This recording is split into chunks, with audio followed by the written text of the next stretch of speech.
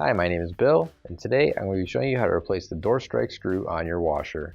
The reason why I might have to do this is because the screw is missing, broken, or damaged. For this repair, we'll be using a screwdriver with a VT20 star bit. Warning: before doing any repairs, please disconnect your power source.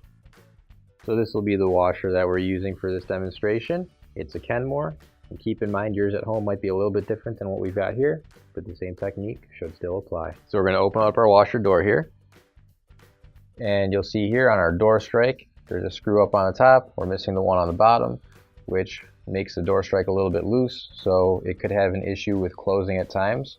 So what we're going to do is grab a new OEM replacement screw, and if you don't have one already, you can find it on our online store. So we'll line up the screw with the hole there, and we'll screw it in.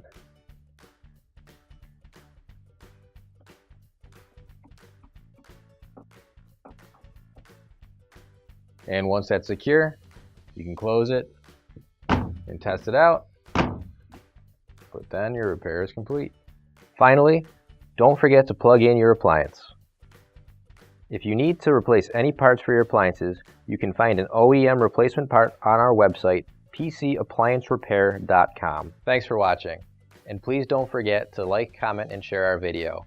Also, don't forget to subscribe to our channel. Your support helps us make more videos just like these for you to watch for free.